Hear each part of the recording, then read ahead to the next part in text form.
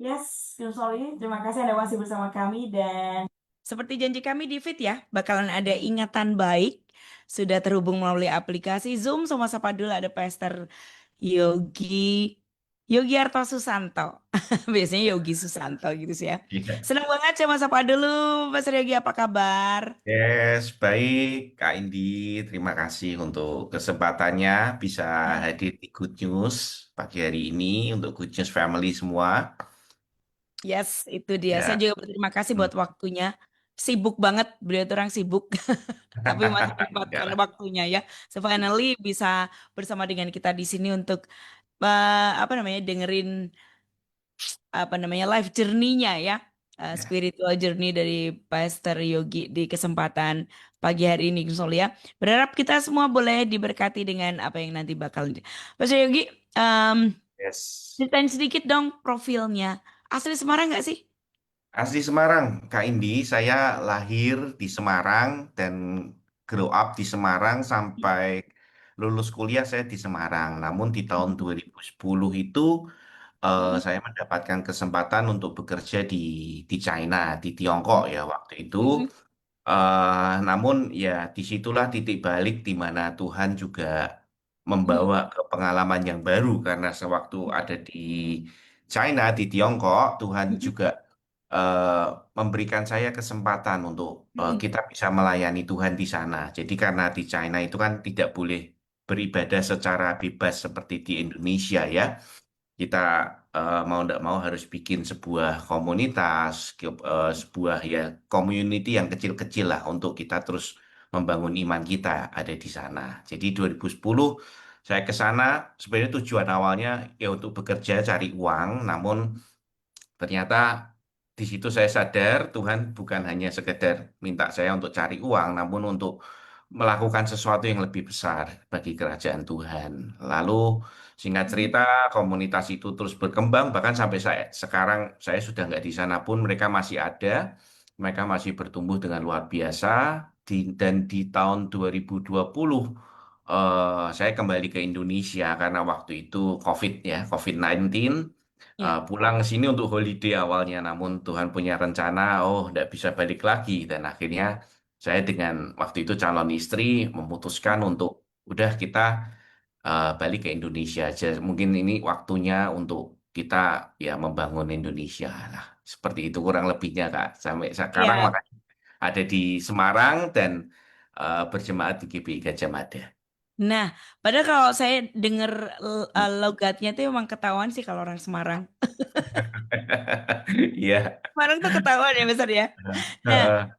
boleh cerita sedikit nih kalau yang sekarang ini dihidupi termasuk cita-cita nggak sih? Atau cita-cita waktu kecil seperti apa? Emang pengen jadi pengusaha, kemudian melayani seutuhnya, atau yang mana nih, Besar? Sebenarnya Jadi kalau astronot? Kalau kalau ngomong cita-cita ya Kak, sebenarnya yang saya hidupi sekarang, Mm-mm. saya bisa ngomong lebih dari apa yang bisa saya cita-citakan waktu kecil. Karena waktu kecil saya itu tahu Tuhan Yesus ada, tapi Mm-mm. ya hanya sekedar tahu karena dari orang tua ngajarin, sekolah ngajarin. Tapi Autopilot ya? ya, waktu itu Mm-mm. kita anak kecil lah biasa apa what do you want Ah. to be? Oh, I want to be a Mm-mm. pilot gitu, jadi pilot, Mm-mm. pengen bang, Mm-mm. pengen apa. Namun ya waktu itu kan mahal lah sekolah pilot dan akhirnya udahlah wis, lupakan aja.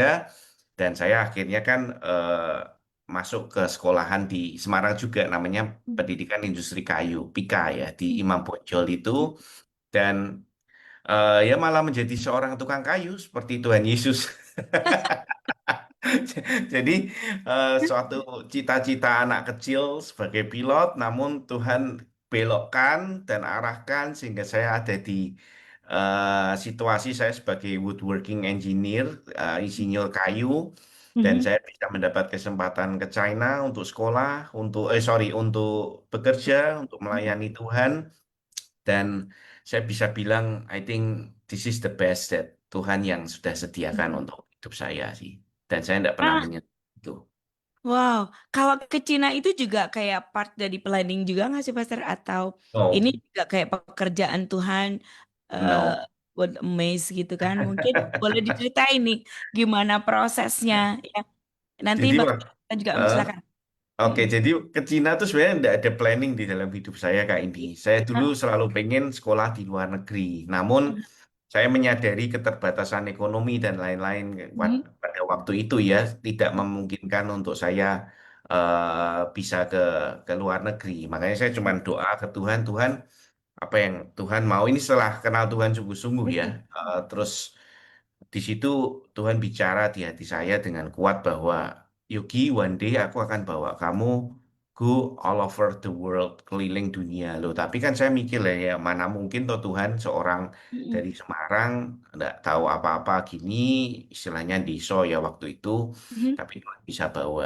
Dan sekarang saya bisa bersaksi ke Kak Indi dan lain-lain, teman-teman good news semua bahwa ya sejak waktu Tuhan bicara itu sampai sekarang saya sudah kemana-mana sih hampir Mhm. banyak part di dunia saya pergi baik untuk melayani Tuhan maupun untuk bekerja juga. Jadi apa yang saya bayangkan itu ternyata Tuhan punya rencana jauh lebih besar. Di Mhm. sini saya belajar bahwa impian kita itu kadang terlalu kecil. Kita tuh kadang mengecilkan Tuhan melalui impian kita yang terlalu kecil. Seperti itu sih Kak Indi. Jadi Tuhan bisa memberikan jauh lebih besar dari apa yang kita bisa bayangkan sebagai manusia. Jadi kadang kita emang sih, tapi apa ya? Kita tuh emang takut mimpi, tapi Mm-mm. ternyata mimpi yang menakutkan itu biasanya bisa jadi dari Tuhan ya, Pastor ya. Bisa jadi. Itu dia. Karena memang itu, aduh, yang jadi firmannya kan begini, jangan memikirkan lebih dari. Nah, itu tuh kadang Nah, kita ditakut-takuti dengan kalimat itu. Oke, betul. nanti kita akan dengar lebih lanjut kisah dari Pastor Yogi. Yang kepingin saya tahu adalah Mm. bagaimana perjalanan iman Pastor Yogi itu dimulai. Kapan Mm. mungkin pertama kali merasakan bukan hanya kebaikan Tuhan, tapi mengalami bahwa God is alive and dia tuh ada loh buat saya. Karena kan dari kecil kenal Tuhan ya. Let's say Mm-mm. kayak yang lahirnya tuh sudah haleluya lah, bisa begitu. Ah, Udah kenal Tuhan kan.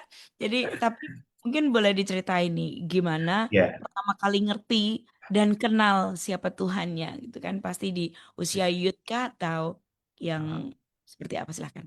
Ya, jadi saya itu memang dari kecil ke gereja, Kak Indi, ke gereja di sekolah pun di sekolah Katolik di mana mereka ajarkanlah segala sesuatu tentang Yesus, tentang Alkitab, dan Mm-mm. saya tahu itu. Namun di hati saya ada sebuah pertanyaan, apakah memang Yesus yang diceritakan oleh guru-guru saya, pendeta, romo atau siapapun ini, itu memang Yesus yang benar-benar ada, atau hanya Yesus yang seperti kayak cerita-cerita dongeng lainnya yang mana is he really alive atau enggak gitu loh. Jadi itu menjadi sebuah pertanyaan ke saya sebagai seorang muda waktu itu kurang lebih SMP ya, SD ke SMP lah transisi itu.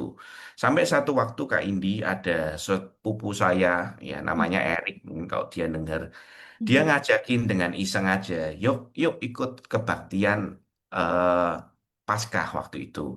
Saya ngomong nggak mau. Loh, kenapa? Yuk ikut aja daripada nggak ngapa-ngapain. Terus dia iming-imingin tuh, nanti dapat makan loh. Jadi waktu itu, wah ya udah boleh juga lah. Motivasinya memang waktu itu untuk pengen datang dapat makan, enjoy aja lah. Nah, tapi ketika waktu saya mengikuti ibadah itu, firman Tuhan yang disampaikan, bahkan saya sudah lupa pendetanya siapa, namun firman Tuhan yang disampaikan itu tentang Yesus Kristus sebagai juru selamat Kak Indi waktu itu. Jadi itu pertama kali saya dengarkan. Ketika saya semakin dengar, saya itu duduk di paling belakang karena saya malu kan. Paling belakang, kursi paling belakang, saya ingat banget. Nah, di situ si hamba Tuhan ini menyampaikan bahwa Yesus itu hidup. Nah, saya men-challenge di hati saya, kalau memang Yesus itu hidup, oke, I want to know him, tapi gimana? Jadi itu saya cuman batin di dalam hati dan ternyata si hamba Tuhan ini terus menyampaikan seolah kayak saya batin, dia jawab, saya batin, dia jawab gitu terus loh. Sampai satu waktu dia bilang gini, kalau Anda memang mau tahu Yesus itu hidup, dan percaya sebagai dia Tuhan dan Juru Selamat.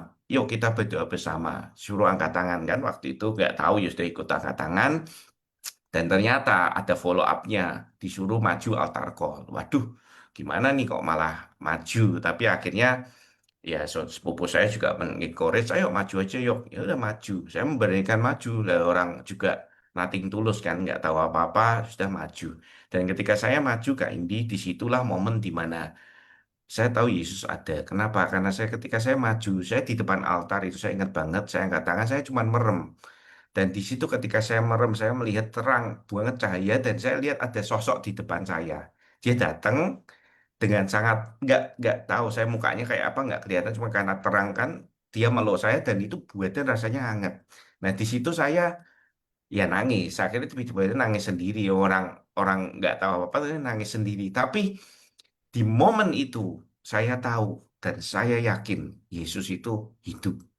Sejak itulah iman percaya saya kayak langsung oh ternyata dia real dan dia hidup. Nah, Hmm. waktu itu setelah selesai ibadah, saya akhirnya ngomong ke papa, saya mau ikut Tuhan sungguh-sungguh, saya mau dibaptis dan lain-lain. Ya udah, mulai saat itu saya mulai ikut Tuhan sungguh-sungguh, tapi belum pelayanan. Waktu itu masih 2001, 2002, saya masih sangat muda dan saya kembali ke apa sekolahan dan lain-lain, hidup seperti biasa, tapi hati terus berapi-api untuk mau terus ibadah. Dulu yang males-malesan ibadah ini mau ibadah. Terus bahkan waktu itu di sekolahan saya yang di Pika ada persekutuan doa, ada hal pokoknya hal-hal yang rohani itu banyak dilakukan sih sampai titik di mana saya ke China. Nah, Mhm. ternyata di situ di China itu Tuhan bawa ke level pelayanan yang selanjutnya. Oh. Kurang lebih Ini seperti kayak apa ya istilahnya kayak memang udah di prepare ya. Ini jadi that was transformation moment juga buat Pastor Yogi nggak sih di waktu iya, itu? Ya, itu jadi yes, momen transformasi ya berarti ya. yes. Karena saya selalu bertanya di hati saya, kalau memang Tuhan Yesus itu ada, ya kan kita memang benar percaya bukan karena melihat ya, karena kita Mhm. nggak melihat, tapi kita perlu sebuah titik di mana kita tahu benar-benar bahwa dia hidup dan dia tidak hanya sekedar dongeng. Nah, seringkali kita sebagai orang Kristen itu kita mempertanyakan segala sesuatu dan kita tidak memperoleh jawabannya. Sehingga Mhm. kita percayanya asal percaya aja. Atau bahkan ada orang-orang yang cuman percaya-percaya aja tapi dia tidak punya dasar yang kuat. Ketika Mhm. seseorang mempertanyakan imannya, maka dia akan mulai goyah. Ketika seseorang menyerang Yesus dari segala macam sisi, dia mulai goyah. Makanya kalau menurut pengalaman saya pribadi, sebuah iman harus memiliki dasar yang kuat, Kak Indi. Soalnya kalau dasar kita nggak kuat, kita ada goncangan masalah sedikit, kita pasti tinggalkan Tuhan. Mhm. Bahkan maaf, kita ada masalah di dalam pelayanan, gesekan dengan rekan sepelayanan, kita akan tinggalkan Tuhan. Padahal kan itu bukan sebuah apa ya, sebuah alasan yang kuat. Ya. Jadi saya berdoa Good News Family juga kita semua punya alasan yang benar-benar kuat kenapa kita kok percaya Tuhan Yesus. Kalau belum ketemu, doa cari. Karena Tuhan bilang, barang siapa mengetuk, pintu dibukakan dan dia akan masuk ke dalam kehidupan kita. Pasti Tuhan jawab kok. Mungkin kalau saat ini kita belum ngerti, belum banyak pertanyaan, mulai doa, tanya ke Tuhan dengan hati yang benar-benar tulus. Dia akan tunjukkan pribadinya ke hidup kita. Gitu Kak Ya, Indi kurang lebihnya. ini mungkin hal yang basic ya, kayak yang bukan hal yang kayak mind blowing, bukan, tetapi Hmm. basic ya. Kalau kita nggak yakin benar, itu kadang kita cuma mempertanyakan dalam hati ya. Tuhan ada Hmm. nggak sih pas aku kayak gini nih gitu ya. Hmm. Goncangan kan bisa macam-macam ya, Sir, ya.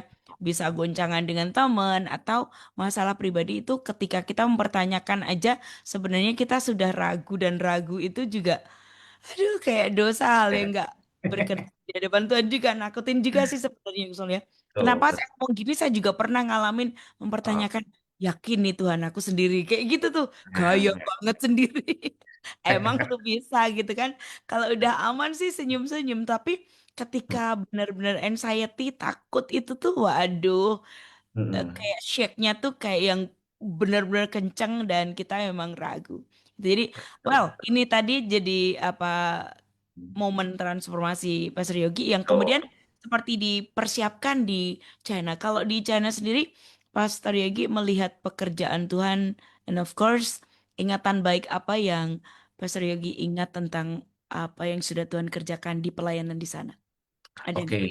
jadi eh, sebenarnya ketika saya ke China itu, saya juga no idea Kak Mm, Indi apa yang harus kita lakukan. Karena waktu itu jujur saya memang sendirian di kantor pun saya satu-satunya orang Indonesia. Saya tidak tahu siapapun di kota itu, kota Shenzhen ya, namanya kota Ah, Shenzhen dekat dengan Hong Kong.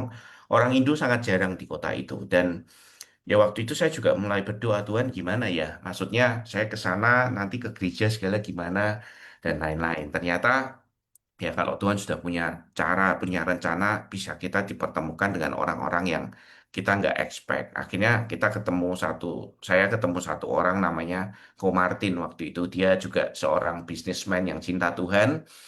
Dan kita ngobrol ternyata sama-sama cinta Tuhan ya udah kita bikin komsel aja maksudnya komsel kecil aja tiap weekend karena di hari-hari biasa kita bekerja tiap weekend kita kumpul cuman 2-3 orang waktu itu satu orangnya aja dari luar kota kan jadi dia harus datang ya kita nyembah Tuhan di komsel itu kita sharing firman kita berbagi hidup dan luar biasanya setiap kali kita nyembah Tuhan kita tahu exactly Tuhan hadir di tempat itu dan kita merasakan hadirat Tuhan yang sangat kuat. Setiap malam itu ya setiap weekend malam itu kita selalu doa dan nggak tahu bisa nangis sendiri, sebanyak hal lah pengalaman kita bersama Tuhan dan di situ Tuhan bicara bahwa eh, kan ada firman yang berkata di mana kamu di kota di mana aku buang kamu, di situ kamu harus jadi berkat. Nah, memang Tuhan mungkin secara literally nggak buang ya, tapi kita ada di tempat ya, itu untuk oke. bekerja. Namun kenapa kita tidak jadi berkat bagi kota Shenzhen? Akhirnya Mm, singkat cerita mulai kita gerak, kita nyari orang-orang Indo dulu waktu itu yang ada. Kita kumpulin, kita bikin first gathering waktu itu kalau nggak salah 2010 apa 2011 sorry. Itu kita kumpulin orang-orang yang ada di Shenzhen mungkin kurang lebih 30 orang, 40 orang. Kita makan bersama waktu itu ya sekedar love encounter aja untuk banyak untuk loh itu Basar kalau lumayan, lumayan bentuknya Kak. Karena 30 kita orang. nyarinya juga cukup sulit ya. Waktu itu kita doa Tuhan kok nggak ada orang Indo. Tiba-tiba di imigrasi kita ketemu tukeran kontak. Jadi dari Hmm. cara-cara yang ajaib Tuhan juga pertemukan.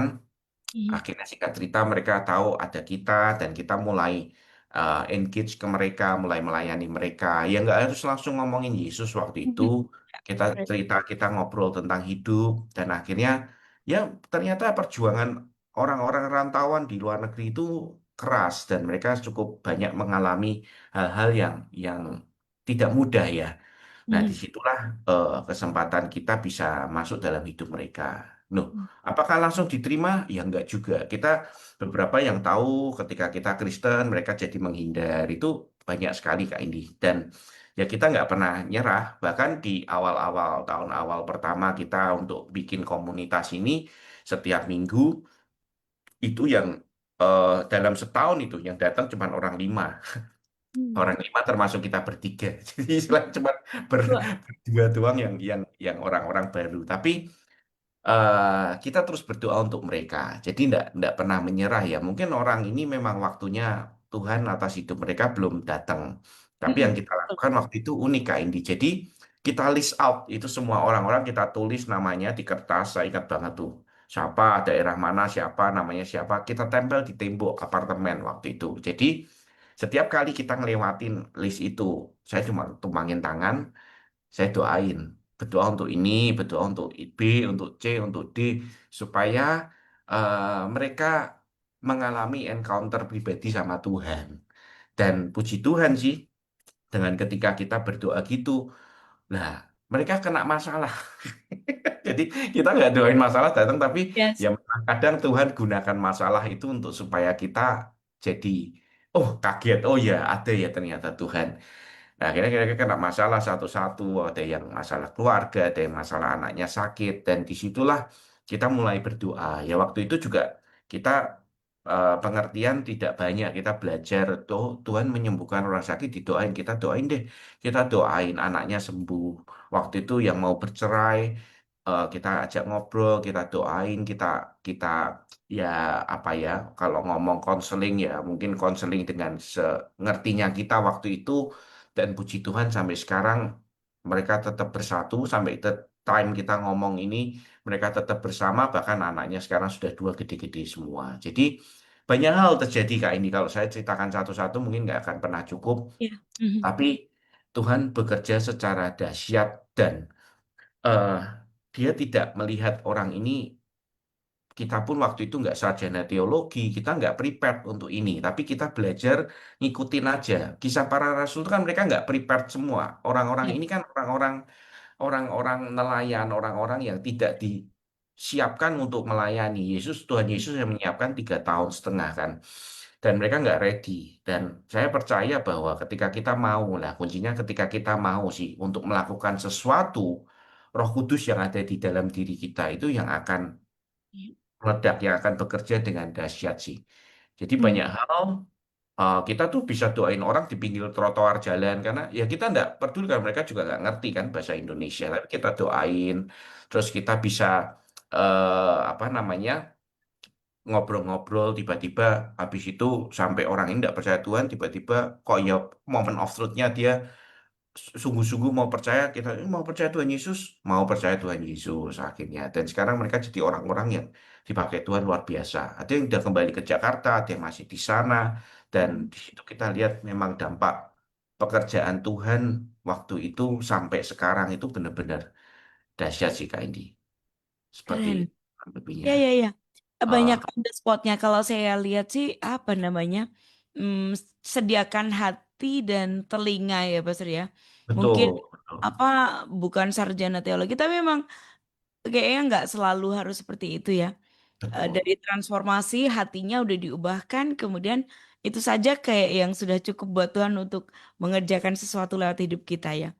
Saya betul. sepakat dengan Pastor Yogi, Hmm, sometimes yang disebut dengan terpilih, terpanggil itu memang benar ya. Jadi kalau orang itu belum ada waktu untuk bersekutu, artinya memang itu bukan belum waktunya dia juga.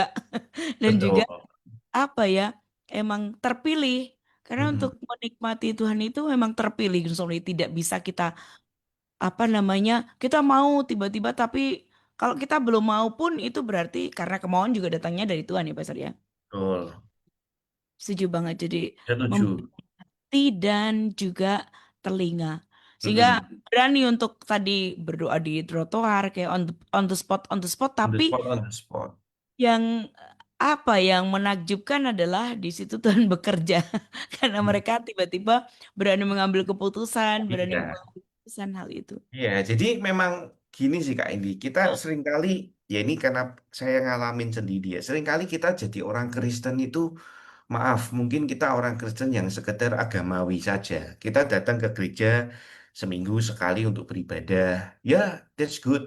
Tapi sebenarnya kalau kita pikirkan lebih dalam, kita renungkan, loh, bukankah Paulus bilang tubuhmu adalah bait Allah. Jadi sebenarnya kalau kita ngomong gereja, gereja itu siapa?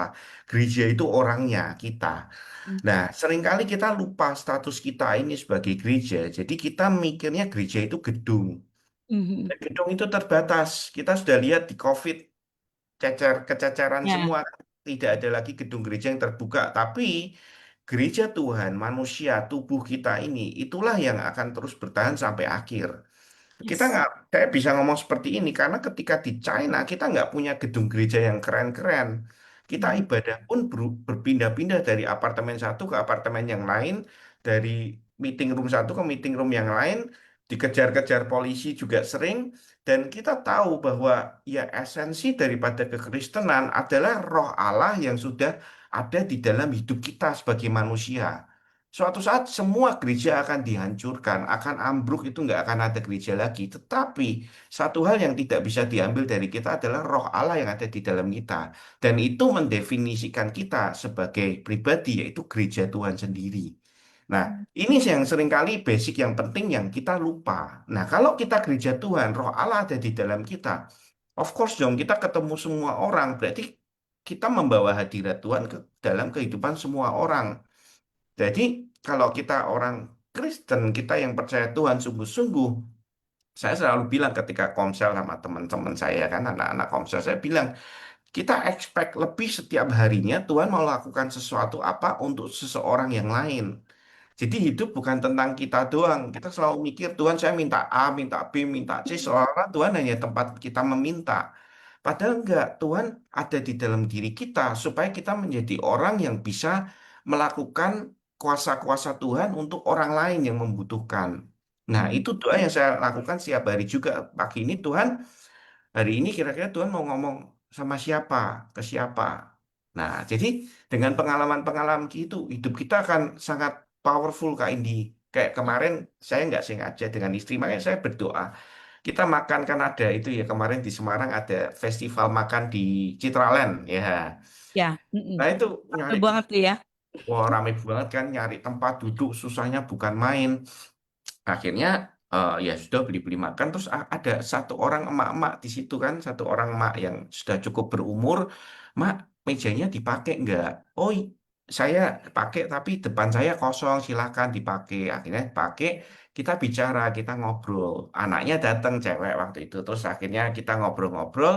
Ternyata mereka eh, anaknya ini percaya Tuhan, namun maknya, mamahnya ini ternyata belum waktu itu. Dan kita ngobrol dan akhirnya dengan situ Tuhan kerja gerak di hati saya, yo kamu kasih tahu, saya jelasin segala macam tentang sudut pandang China, sudut pandang apa kepercayaan-kepercayaan yang lain. Dan di waktu itu, di malam itu juga si emak ini yang sudah berumur 80 tahun something lah waktu itu, dia memutuskan ya saya mau ikut Tuhan Yesus sungguh-sungguh. Nah, Mhm. bisa terjadi di Citraland di tengah crowded itu sampai tutup Kak Indi. Jadi kita Mhm. makan mungkin jam 7 kita selesai ngobrol selesai terakhir tuh jam 10 malam. Dan Mhm. itu bisa bisa terjadi sama waktu makan es puter di apa tuh pecinan waktu itu ya ngobrol-ngobrol sama tantenya. Nah, akhirnya ternyata dia juga percaya Tuhan, dia kesaksian, saya kesaksian dan saling memberkati kita di situ loh. Nah, seharusnya hidup orang Kristen itu seperti itu setiap harinya. Jadi Ya. kita terus antusias. Kalau Mhm. cuma gitu-gitu aja, kita minta-minta aja sama Tuhan dan Tuhan tidak beri, kita kecewa. Lu Ya. kok nggak begini, kok nggak begitu. Akhirnya Ya. wah, ikut Kristen mah sama aja sama ikut Mhm. percaya yang lain. Nah, kenapa ya? Karena balik lagi dari kitanya mau ndak. Tuhan ndak pernah maksa. Tapi Tuhan sudah kasih semua yang kita perlukan melalui Roh Kudus itu. Tinggal Yes. kita mau melakukannya atau enggak. Jadi kita hidup sebagai orang Kristen, sebagai orang yang cinta Tuhan, seharusnya kita sudah tidak hidup untuk diri kita sendiri lagi. Yes. Mhm. Saya Bener. dapetin ternyata ayat itu ada di Alkitab Kak Indi, saya baru Oh, tahu. ayo, 2 ayo bagikan. Korintus dua Mhm. Korintus 5 ayat 15. Ini keren banget. Saya Mhm. bacakan ya. Dan Kristus telah mati untuk semua orang, supaya mereka yang hidup tidak lagi hidup untuk dirinya sendiri, tetapi untuk Dia yang telah mati dan telah dibangkitkan untuk mereka. Jadi ya ini esensi kita orang Ya, Kristen right. seperti ini. Kita Mhm. melakukan hal-hal besar, kita berdoa untuk orang, kita menyembuhkan orang sakit, kita melakukan menghibur orang-orang yang susah. Itu yang perlu kita lakukan. Soalnya kalau kita mikirin diri kita, nggak akan ada habisnya. Masalah terus ada. Mhm. Betul. Sampai kapan? Sampai kita mati baru masalah selesai. Yes. Betul, Pastor. Setuju banget. Karena apa ya, khawatirnya kalau nggak diingetin lagi ya, bahwa Hah? hidup yang bukan untuk orang lain tuh kayak bukan hidup juga sih menurut saya, Pastor, ya nggak sih? Kalau Betul, kita cuma betul. hidup buat diri sendiri, kita mau menggunakan Tuhan, memang Tuhan suka untuk dimanfaatkan, tapi menggunakan Tuhan hanya sebagai kendaraan untuk menuju hidup yang seperti yang kita mau, kayaknya bukan itu deh sebenar-benarnya. Betul. Karena Tuhan mempersiapkan pekerjaan baik yang harus kita kerjakan. Saya setuju Setuju. banget dengan Pastor Yogi. Jadi kehidupan kita tuh gampang banget kesamber dengan hal-hal yang sifatnya itu adalah habitat kita, hadirat Tuhan, ya kan? And then kebenaran.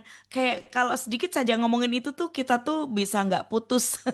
Jangan Hmm, sampai 1 jam bersama anak-anak Tuhan karena ya, pasti kita akan dengar kebenaran, kesaksian dan tentang dia gitu kan. Tapi memang benar, betul. saya setuju banget.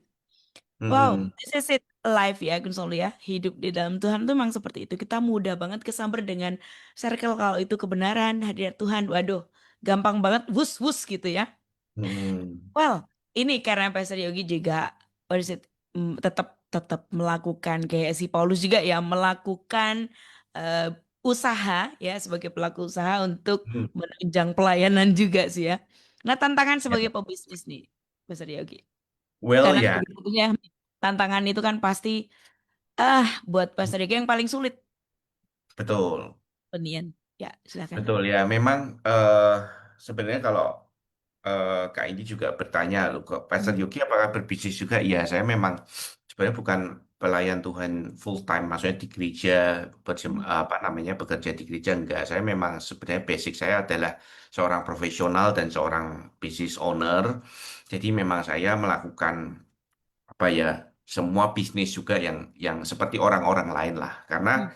ya memang mungkin Tuhan panggil saya di situ untuk saya jadi berkat di dunia bisnis tidak mudah Kak Indi karena nah gini loh orang kadang mikir oh di gereja waktu Minggu semua holy ketika Senin sampai Sabtu wah kita kerja seenaknya nah itu sebenarnya malah suatu pemikiran yang keliru justru Hmm. kita bawa hadirat Tuhan itu di dalam semua bisnis atau pekerjaan kita yang kita kita jalani apakah Hmm. mudah? Oh tidak mudah. Jujur, kadang ketika emosi, pengen tuh keluar kata-kata kotor di dalam melalui mulut kan, pengen ngamuk, pengen apa. Tapi ya itu balik lagi, ketika ada Roh Kudus berkuasa, itu ngingetin, kamu kok mau pengen ngomong gitu? Oh iya, maaf ya Tuhan ya. Jadi bisa bisa lebih lebih sabar dan Hmm. melatih kesabaran di situ lebih Terkontrol ya.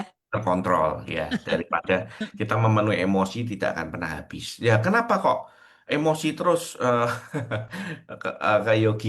Karena memang hal tersulit di dalam dunia bisnis bukan teknis Kak ini, tetapi lebih ke sumber daya manusianya. Hmm. Employee mengelola manusia itu menurut saya ya, ini di bagian saya adalah hal yang paling sulit di dalam usaha. Karena seperti saya yang saya kerjakan sekarang saya juga bikin rumah makan di Semarang. Eh, yang sulit itu ketika mengelola sumber daya kualitas mereka. Karena saya punya punya value gini di dalam bisnis saya. Saya buat bisnis bukan untuk cuman sekedar cari uang. Oke lah, cari uang memang wajib. Bisnis harus profitable.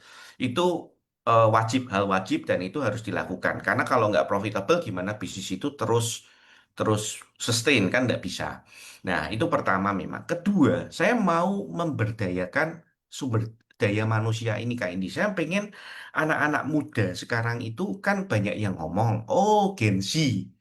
Gen Z Hmm. itu generasi stroberi, dipencet apa melenyet dan Ngeot. lain-lain, mentalnya lemah Hmm. dan lain-lain.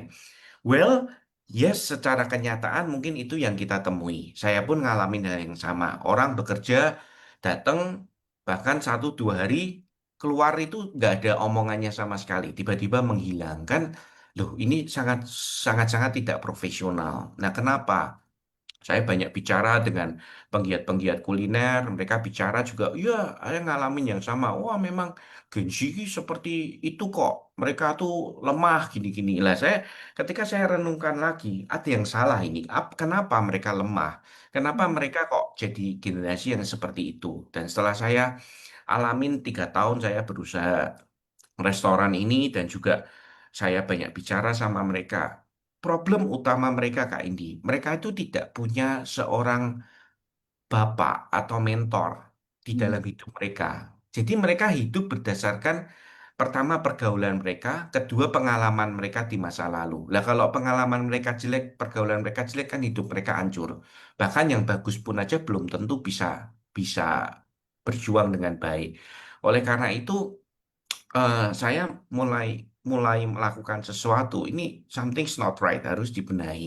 Nah, kemarin pun saya bicara sempat ketemu kan waktu SYC itu sama penggiat dari mahasiswa gitu itu. Mereka komplain, wah zaman sekarang cari kerjaan itu sulit, janji palsu pemerintah 20 juta lapangan kerja.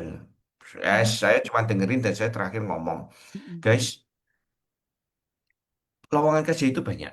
Kamu ngomong ke saya loh, Pak, saya punya 5 orang mau kerja, tak terima semua. Cuman kamu bisa memastikan enggak sebagai mahasiswa-mahasiswa mereka bekerja dengan profesional. Maksudnya apa? Tidak seenaknya saja saya jelaskan semua sedemikian rupa. Jadi, kamu percaya Tuhan, kamu Kristen, kamu bilang percaya Tuhan. Nah, ayo dong. Di dunia nyatanya kamu harus buktikan gimana ikut Tuhan di dalam dunia pekerjaan. Hmm. Jangan hanya mengkritik di satu sisi, tapi kamu tidak ada solusi. Give me a solution. Ketika saya tanya gitu, Mereka bilang, kami tidak ada solusi, Pak. Nah, daripada kamu mengkritik masalahnya, lebih baik kamu memikirkan solusinya. Sampai satu kesimpulan, saya mulai membaca ulang buku-buku yang ada. Ya itu, mereka butuh bapak, Kak Indi. Mereka butuh seorang mentor yang peduli sama mereka. Jadi Gen Z ini menjadi seperti sekarang, bukan kesalahan mereka. Kalau saya lihat memang ini efek dari didikan kita yang di generasi milenial, mungkin generasi sebelumnya yang tidak bisa menyesuaikan dengan kehidupan mereka. Kita berharap mereka hidup di zaman kita, padahal keliru. Kitalah yang hidup di zamannya mereka gitu loh. Jadi kita perlu bisa masuk ke hati mereka, ke hidup mereka. Lah dengan apa? Ya kita muridkan mereka, kita bapai mereka. Tanyai, kalian butuh apa yang dibantu? Di training, diajarin, gini loh cara kamu bekerja, cara kamu apa namanya membangun hidup. Ya oke lah, mereka suka game. Oke, dari game apa yang hal bagus bisa kita kita manfaatkan dari sosial media apa yang bisa kita pergunakan lebih lagi untuk kehidupan mereka. Jadi dibuka pikiran mereka. Sekarang sudah tidak bisa. Jangan, tidak, nggak boleh itu tidak akan menghentikan mereka. Yang bisa menghentikan mereka adalah ketika mereka tahu mereka dikasih dan mereka diperdulikan. Itu akan merubah hidup mereka. Saya baca sebuah buku dari Mhm, Casey Carsten, seorang mhm, pendeta dari Afrika Selatan tentang kegerakan Bapak ya. Dia punya buku namanya The World Needs a Father. Dunia butuh seorang bapak. Itu cukup menarik. Bahkan dia mengadakan survei-survei di Amerika. I think kalau saya tidak salah ingat, lebih dari 90% dia mensurvei di tahanan-tahanan kayak ini. mhm. Apa penjara-penjara. Dan dia menemukan semua orang yang ada di penjara itu lebih dari 95% itu ketiadaan bapak di dalam kehidupan mereka. Fungsi bapak ya. Bapak pun kadang ada tapi tidak berfungsi. Nah, ternyata itu jadi problem utama saat ini untuk generasi ini. Nah, kalau mereka tidak punya bapak di rumah, mereka tidak punya bapak di tempat kerja. Nah, terus mereka jadi pribadi yang seperti apa? Nah, dari situ mulai saya turun, saya ya cobalah untuk ada Mhm. bersama mereka, untuk ngobrol sama mereka, masalah mereka. Apakah berhasil? Jujur, dari 5 orang, 6 orang, paling cuma satu yang berhasil, lainnya mental. Tapi at least I tried, saya coba, saya dan akan terus coba. Jadi memang tidak mudah sih Kak Indi untuk hal ini. Tapi saya selalu ngomong sama tim manajerial saya juga saya ngomong bahwa kita nggak cuma cari profit, kita mau put value di dalam hidup orang. Jadi tiap kali saya cari leader, cari top leader, ya orang yang bisa ya kamu harus belajar untuk membapai mereka. At least kalau seumuran jadi kakak lah buat mereka Mhm. untuk bisa mereka dibimbing. Nah, kalau ditegur masih bisa, dibenahi masih bisa, tapi kalau mereka memang sudah memilih untuk tidak mau, ya sudah, biarkan mereka pergi, mereka yang baru yang datang, kita muridkan lagi. Memang capek sih, karena kita akan terus kayak time loop ya, kayak filmnya sore Ya, itu. Muter-muter mimisan, muter-muter mimisan lagi. Eh, right. itu Iya, sama, iya. itu sebenarnya film sore itu seperti kayak kehidupan kita sih, Kak. Maksudnya kita Yes. memberikan orang, orang itu akhirnya pergi. Ya, kita memang memberikan itu kan mimisan Ya, juga ya, kadang berdarah-darah ya. Kita harus ya. harus berkorban waktu, tenaga, biaya, berdarah-darah, mimisan. Akhirnya untuk melihat mungkin orang itu tidak mau berubah. Ya udah, Hmm. kita time loop lagi dengan orang yang berbeda. Tapi we Yes. keep doing that. Kita tetap lakukan itu. Right. Betul, betul. Itu kurang lebih Yes. kalau tantangannya ya Kak India. Tantangannya keren tapi how to-nya Pastor udah dapat apa dapatnya wisely lah istilahnya begitu ya. Ah, How to-nya ngerti dan ini yang keren menerapkan sebuah nilai ya hmm. beyond profit ya. Aduh, Hmm, apa ya? Ya hmm, hopefully hmm, ini hmm. inspirasi banyak pengusaha lah ya bahwa memang value itu beyond profit ketika kita Betul, mau memang memang peduli dengan mereka. Bukan betul. sekedar saya tertarik dengan gak cuman jangan tidak itu tidak akan menghentikan mereka tetapi kasih dan perhatian itu kehadiran kita tuh yang aduh saya yang penuh. Lalu beberapa Ya ya. beberapa orang bahkan ngomong ke saya, kamu tuh mau bikin bisnis sama mau bikin gereja? Ya aku bilang ke mereka, ya, aku mau bikin gereja di dalam bisnis saya. Tapi benar juga karena personal tadi ya. Dari pertama Pastor Yogi udah bilang bahwa memang gereja itu kita. Iya, Gimana? enggak, itu yang harus kita hidupi dan mau nggak mau di setiap lini, di setiap dengan siapapun bersentuhan hidup ya mau nggak mau kita mesti dikenal as a church gitu ya. Oh, betul sekali. Dan memang itu ada loh Kak Mm-mm. ini. Yes. Pengorbanan juga banyak, pengorbanan hati terutama kita jengkel, Mm-mm. pengen marah, ya Ya, berdarah-darah juga. Kadang ya muncul, tapi di situ ya Roh Kudus yang memberikan kekuatan sih. Kadang ketika saya merenung kalau malam mau tidur gitu, ya Roh Kudus bicarain, kamu yang sabar, yang kuat. Bukankah Tuhan tuh ya gitu sama kamu? Kadang kamu ya buat yes. kematian, kamu ya dia tetap terima kamu apa adanya gitu loh. Maksudnya kamu tetap dikasihi, tetap disayangi. Ya memang tidak. Kalau kita lihat kadang saya jengkel loh. Orang ini kok nggak layak banget dikasihi loh. Sudah Mm-mm. dikasihi, sudah diperdulikan, sudah dibantu, tapi kok kelakuannya tetap gitu. Mhm. Kadang saya berpikir seperti itu juga. Kayak, Tapi di mm, sisi yang berbeda, Roh Kudus juga ngomong, kan kamu juga kayak gitu kadang. Betul juga sih. Jadi kadang ya, ya yes. kita perlu perlu ngerti dari situ saya ngerti oh hatinya Tuhan tuh ternyata gitu juga ya jengkel juga kadang sama saya tapi Mhm. ya dia tetap terima saya Itu seperti kerennya ya. Apa nah, namanya? Ingat sesuatu tapi yang dibukakan yang lain. Artinya kalau Pastor ingat itu pengorbanan yang dipikir pengorbanan itu mungkin malah jadi sebuah kehormatan ya Pastor ya. Untuk melakukan betul tepat seperti yang Tuhan lakukan.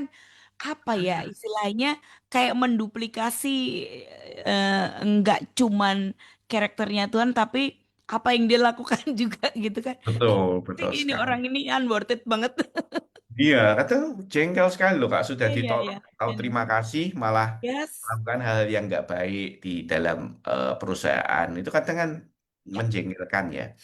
Ya selama kalau kita sih di kantor kan kita sistem kita peringatkan juga, kita bimbing, kita peringatkan. Tapi kalau dia sudah lebih daripada aturan yang ada, ya terpaksa kita harus rilis dia untuk pergi sih. ya. Itu Mm-mm. seperti itu. Wow. Selalu menarik bercerita tentang bagaimana menduplikasi karakter Allah. Wow, oke. Iya, Banyak enggak kesempatan, mudah. gak mudah. Tapi Hmm, karena kita menganggapnya sebagai sebuah kehormatan ya akan bisa terus ya. Apalagi tadi di betul, Pastor betul. Ego udah sempat mention bahwa roh yang berkobar di dalam kita itulah yang jadi motor untuk kita terus bergerak melakukan apa yang Tuhan lakukan. Pastor ini jadi pelayanan, pekerjaan itu pasti nggak cuma menyita waktu tapi yang pasti akan ada em istilahnya sesuatu yang bisa bikin drop nggak sih? Atau bagaimana mengelola semangat nih, istilahnya begitu kali ya. Kalau yang Oh, dikerjalanin sekarang ini, ini hmm. ada yang terlewat yang Ya jalan biasa. sekarang. Ya Mm-mm. kalau Kak ini tanya, saya ada waktu di mana saya capek, saya secara Mm-mm. rohani juga Yes. capek. Ya pasti ada lah. Maksudnya Mm-mm. terutama kalau misal sedang eh, bisnis tidak bagus, contoh, oke lah, keuangan tidak bagus, pasti kan juga kepikiran.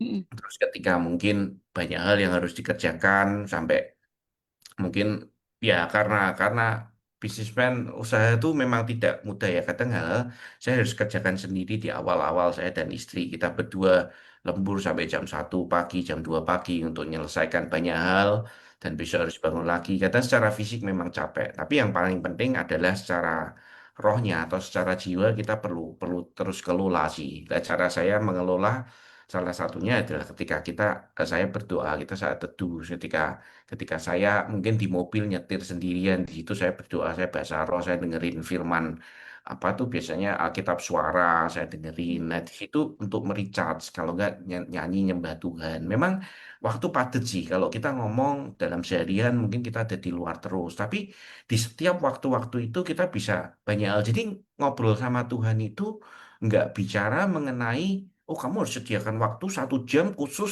that Pat, hour only you talk to God. No, eh, tapi every bukan time. tempat ya Pastor ya. Bukan tempat, bukan waktu khusus gitu ya, tapi emang Betul. dimanapun. Yes, right. Betul ya, memang Firman bilang kalau kamu berdoa masuk ke kamar tutup pintu. Mm-mm. Tapi di situ Mhm. saya belajar bahwa ya itu untuk kita supaya nggak ke distract. Tapi nah kalau berdoanya di situ doang berarti nanti kalau keluar nggak ngapa-ngapain dong, nggak berdoa enggak. Kalau saya selalu percaya kita berdoa bicara sama Tuhan tuh anytime sih. Ketika ada masalah langsung tek di hati Tuhan aku harus gimana ya. Ketika ada sesuatu Tuhan, ini Tuhan mau aku berkatin atau mau gimana. Nah, itu terus jadi komunikasi setiap saat. Itu yang akan terus menguatkan Kak Indi. Di situ saya belajar bahwa hidup saya sudah tidak lagi diatur oleh keinginan saya doang. Memang masih ada keinginan saya, tapi Tuhan juga beracara di dalamnya. Kenapa? Karena kita libatkan. Seringkali kita memilih, kita mengesampingkan Tuhan. Oh, ya wis lah, Tuhan itu cuma Sabtu Minggu aja. Nah, Senin sampai Jumat aku ya Tuhan ya, ya enggak bisa gitu. Kalau mau ikut Tuhan, ikut sepenuhnya. Kalau kita cuma pilih-pilih saja ya nggak bisa. Ya. Seperti The whole itu. Jadi life. setiap waktu. Nah, yang kedua yang penting juga itu tentang pribadi ya. Kita bangun pribadi kita.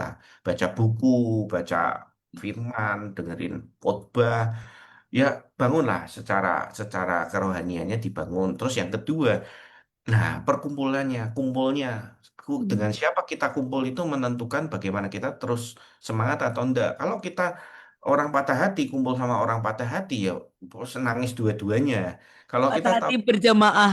nah, kalau kita tahu kita patah hati dan kita kumpul dengan orang-orang yang lebih kuat. Kenapa? Karena Firman bilang, kamu yang kuat hendaklah menolong kamu yang lemah, mereka yang lemah kan.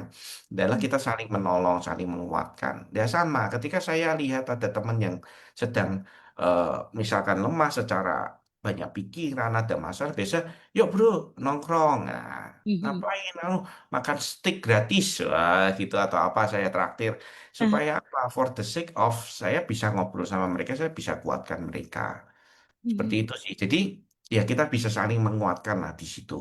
Nah, Mhm. penting dengan siapa kita berkumpul itu menentukan bagaimana hidup kita terus membara. Kalau ngumpulnya sama sama yang podo-podo lemahe, malah podo-podo mengasihani diri ya repot. Ya, betul. Saya Ya. punya ilustrasi Mhm. itu seperti arang dulu Kak Indi. Mhm. Kalau Kak Indi lihat arang-arang itu kalau makan mie Jawa tuh, arang itu kan kuat ketika dia ada di dalam tungkunya bersama-sama arang yang lain. Coba Kak Indi ambil satu arang itu, Kak Indi taruh di luar nggak apa-apain. Mhm. Dalam hitungan jam mati dia pasti. Ya. Nah sama, kita juga kayak gitu. Iman Mhm. kita tuh seperti api yang terus membara, arang kita kayak arang. Kalau kita ada di pusatnya, kita bersama-sama berkumpul di komunitas yang benar, yang kuat, kita akan terus membara. Tapi kalau kita keluar, justru ada masalah malah jauh dari Tuhan, jauh dari komunitas, pasti kita mati. Dan nunggu waktu aja lah itu. Mhm. Sampai Sudah. kita masuk lagi ke situ. Mhm. Kurang lebih Nah, seperti itu, Kak Indi. oke, Pastor, ada yang paling menginspirasi buat Pastor Yogi nggak sih? Artinya memastikan bahwa bagaimana menghidupi panggilan seperti sekarang ini gitu kan? Itu Hmm. kan juga sepertinya di luar pikiran ya, di luar rencana, di luar planning Pastor Yogi ya. Hmm. Itu siapa yang menginspirasi untuk tetap bisa menjalani kehidupan seperti saat ini? Menghidupi panggilan Tuhan ya, untuk mengerjakan pekerjaan bagi yang disediakan, untuk menduplikasi karakternya. Which Oh. one? Nah, kalau yang menginspirasi, yang pertama yang pasti selalu Tuhan Yesus sendiri ya Kak Indi ya. Karena setiap kali saya baca firman, saya ingat kembali pekerjaan Tuhan.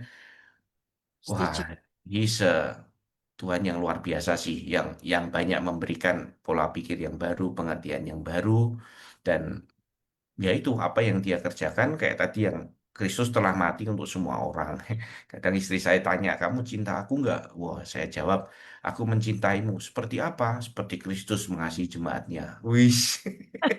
Padahal itu Iya, hal yang sangat sulit. Kita harus iya. bisa Mm-mm. mengasihi, menerima dengan segala macam cara.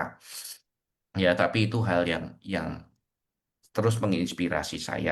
Yang kedua adalah yaitu namanya Ko Martin atau Pastor Martin itu orang yang sama serekan kerja waktu saya ada di China bersama dia.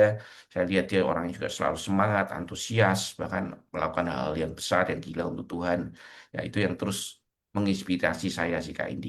Dan yang terakhir ya, ketika saya lihat orang-orang itu belas kasihan ke orang-orang, ke teman-teman yang mungkin mereka kadang tuh kasihannya mereka tuh mereka ada masalah dan mereka nggak tahu harus gimana. Yes. Nah, nggak ada solusi. Nah, kadang kita nggak perlu jadi solusi untuk mereka kok. Kita ada untuk mereka aja itu sudah solusi. Dengerin mereka cerita. Dan ketika orang bercerita, mau cerita tentang masalahnya, memang masalahnya nggak langsung selesai dan belum tentu kita punya semua solusinya. Tapi paling tidak dia tahu ada orang yang peduli. itu udah 50% dari masalahnya, saya rasa udah cukup long gitu loh. Daripada dia harus menjalaninya sendiri.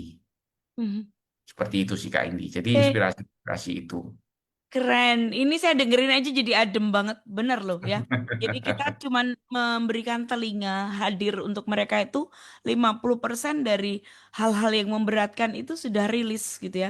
Nggak harus jadi solusi, kita datang solusi. Bukan. Toh, Hmm. puji Tuhan nggak pernah nawarin itu juga ya Basar ya. Ya, Memang hadir aja gitu ya dengan kasih dan ketulusan itu yang memang apa ya bisa mengubahkan semuanya. Ini betul. hal-hal yang bikin melo sih. Ya, bener gitu lah Pastor. Nah, Iya. oke, Pastor Yogi mungkin bisa kasih pesan semangat nih buat Genius. Oh iya, ini Nah, kebaikan Tuhan. Saya selalu tanya definisi ini untuk semua narasumber yang bersama dengan saya di Ingatan Baik. ya, Yang ya kalau pertama, kebaikan Tuhan sih, saya rasa banyak ya Kak Indi ya. Tapi mungkin setiap orang beda-beda.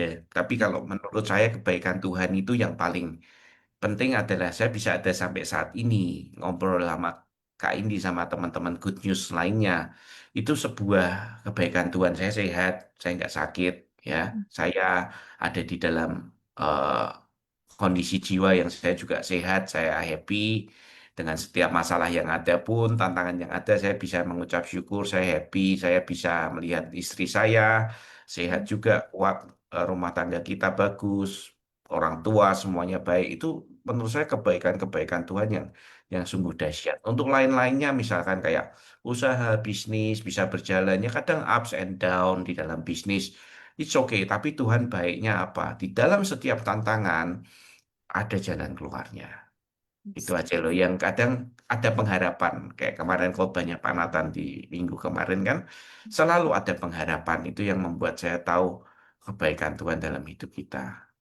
Gitu kayak. ya, ini jadi pesan semangat juga buat Good News Family Ya, yang mungkin masih merasa kayak mengambil jarak dengan Tuhan atau sedang berjuang untuk merasakan dan menanti-nantikan Tuhan padahal sudah kayak yang already to use ya kebaikan itu sudah ada heeh.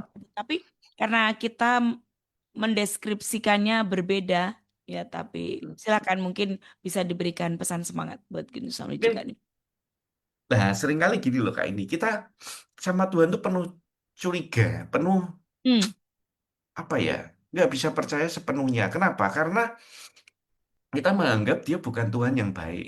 Dia hanya Tuhan yang mungkin kita ngomong Tuhan baik, tetapi kita nggak pernah merasakan kebaikannya. Kita nggak mengucap syukur. Jadi hubungan kita sama Tuhan tuh selalu mengenai apa ya? eh Transaksional. Transaksional betul bahasanya itu transaksional. Lu mau gua kasih, gua mau lu Hmm. kasih, hal Hmm. seperti itu.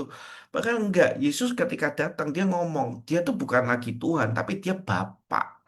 Dia Hmm. itu papahmu, yang mana kamu bisa ngobrol anytime sama dia. Kamu bisa tahu bahwa dia itu baik meskipun keadaanmu sekarang belum baik, tapi rencana dia tidak pernah gagal dalam kehidupan kamu. Dia punya kasih yang begitu besar. Nah, kalau kita tahu ini, dia Tuhan yang setia, dia Bapa yang baik, yang setia. Dan Yesus bahkan ngomong, aku menyertai kamu sampai kesudahan akhir zaman, semuanya selesai. Berarti kan kita tidak pernah sendiri secara literally ya. Kalau kita tahu, kita percaya itu, kita tidak pernah sendiri, meskipun kadang kita merasa kita sendirian. Tapi kita tidak sendirian. Nah, seringkali orang kecewa ketika tidak dijawab. Waduh, doanya, wah, sudahlah, tidak usah Tuhan-Tuhanan lagi. Loh, nah Tuhan ini sopo. Soalnya kita berusaha untuk memaksakan Tuhan mengikuti keinginan kita. Loh ya kebalik.